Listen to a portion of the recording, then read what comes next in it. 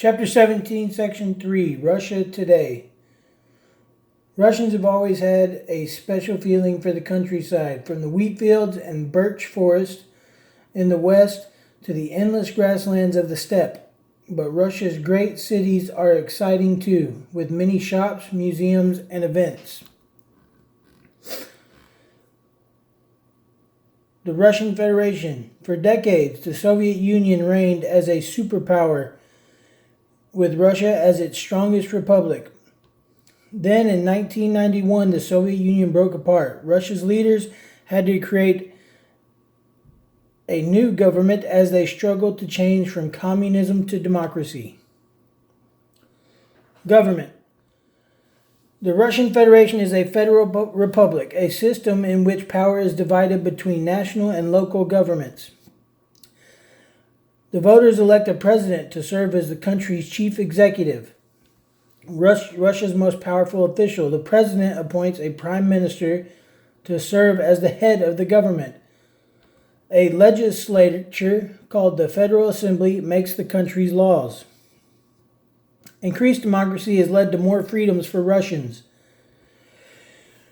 Voters can choose from several political parties. Information flows more freely. The government no longer seeks to control every aspect of life. In addition, the move toward democracy has improved relations between Russia and Western nations. Changing to a democratic system has been difficult, though. Problems such as government corruption or dishonesty have slowed the development of a free society in Russia. Time will tell whether Russia will continue to grow as a democracy.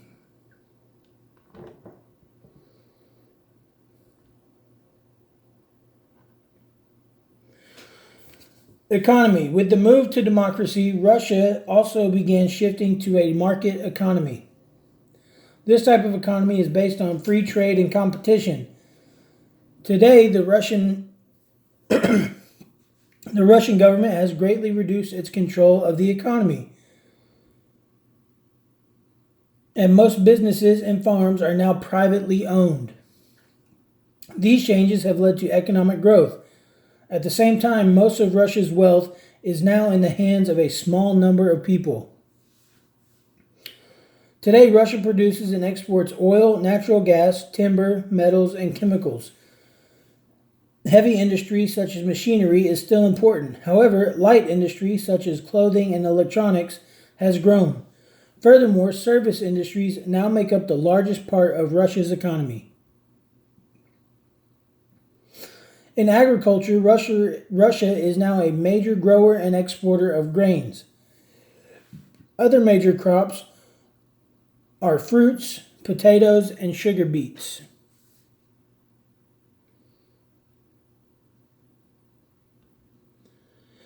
City and rural life. The changes sweeping Russia are visible in its cities. Most restaurants and shopping centers are available. Stores offer a wider range of consumer goods, such as TVs. Some Russians have become wealthy and can afford luxuries. In fact, in 2005, Russia had more billionaires than any other European country. Nevertheless, the average Russian standard of living remains low. About 75% of all Russians live in cities. Most of these people live in small apartments in high-rise buildings. In rural areas, more people live in houses. Although most Russians live in cities, they still have access to nature. Cities often have large parks and wooded areas in and around them. Many richer Russians own dakas, or Russian country houses, where they can garden and enjoy the fresh air.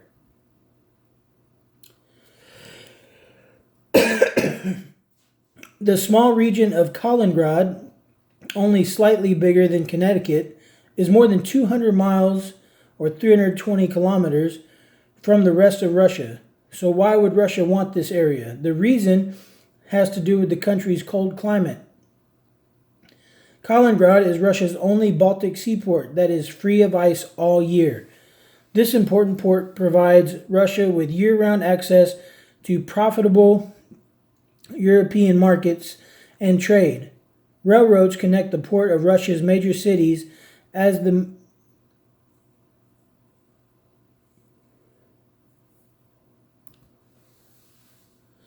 So here's a map. Russia is this area here, and Kaliningrad is over here in the blue circle.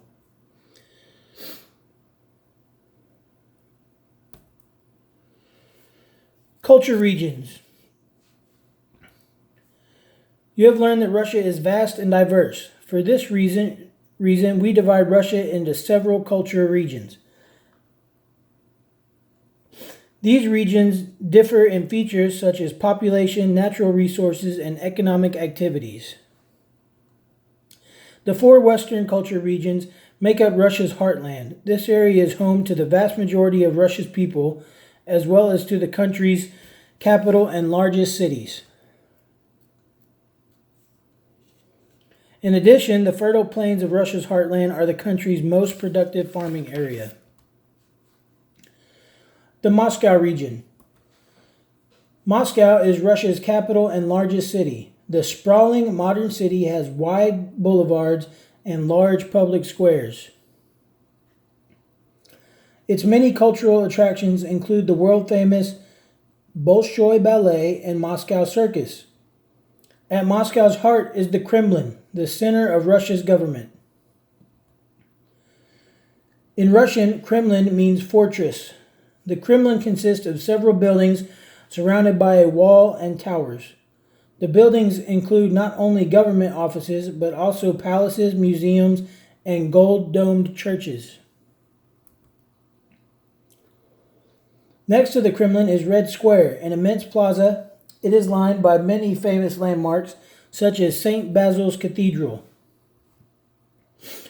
The Moscow region is Russia's most important economic area, and its factories produce a wide range of goods. The city is also a transportation center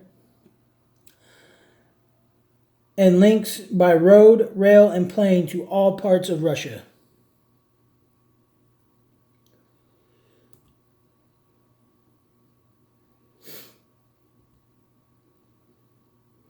And here is a picture of the Kremlin. And this is a nighttime picture of St. Basil's Cathedral. The St. Petersburg region. St. Petersburg reflects Russians' desire for Western ways. Peter the Great founded the city and styled it after those of Western Europe. For some 200 years, St. Petersburg served as Russia's capital and home to the Tsars. It features wide avenues, grand palaces, and numerous canals. Theaters and museums enrich the city's cultural life. St. Petersburg's location on the Gulf of Finland has made the city a major port and trade center. This northern location also produces white nights, a period during summer when it never gets totally dark.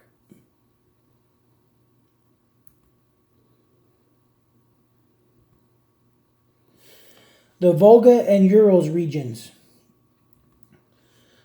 The Volga River and Ural Mountains are the third and fourth culture regions. The broad Volga is a major shipping route. Dams along its course form lakes and provide hydroelectric power. Factories in the area process oil and gas. In addition, a site on the Caspian Sea provides fish called sturgeon. The eggs of this fish are called black caviar, which is a costly delicacy or rare and valued food. The Ural Mountains are an important mining region and produce nearly every major mineral. Smelters, factories that process metal ores, process copper and iron. The Urals region is also known for gems and semi-precious stones.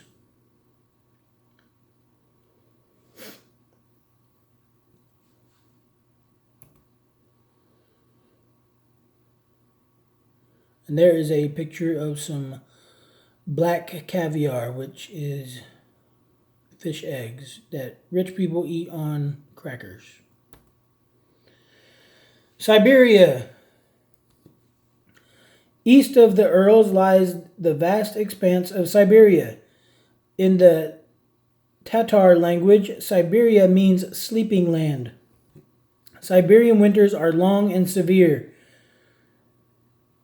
As you have read, much of the land lies frozen or buried under snow for most or all of the year. The remote region has many valuable resources, but accessing them in the harsh climate is difficult.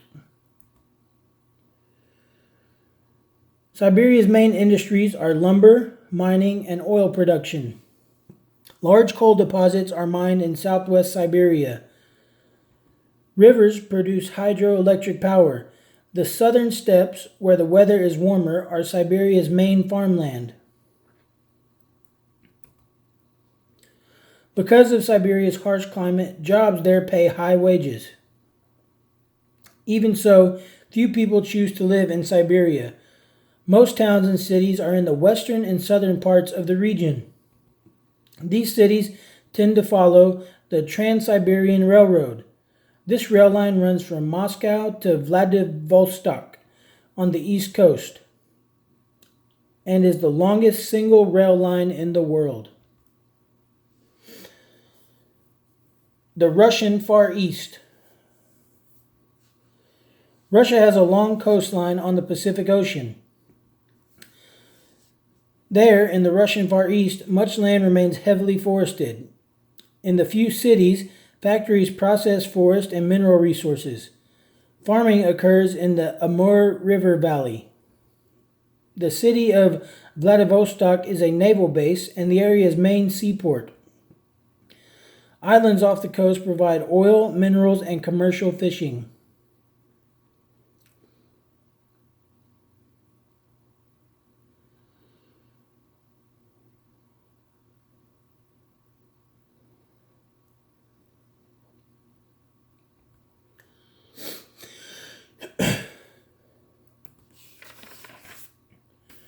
Russia's challenges.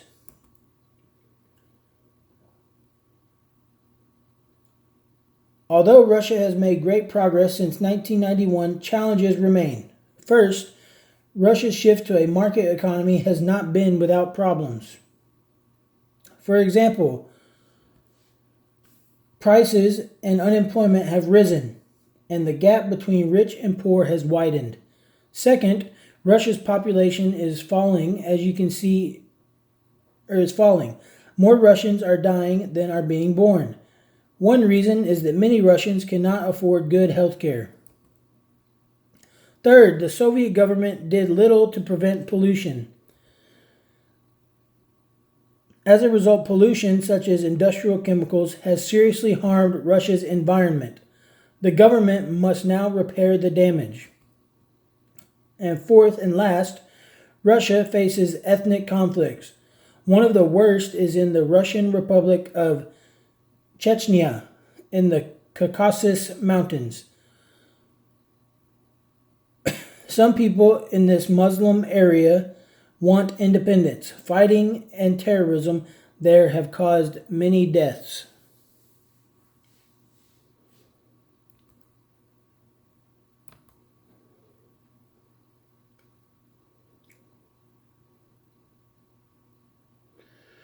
As you've learned, Russia is a federal republic working to build a market economy.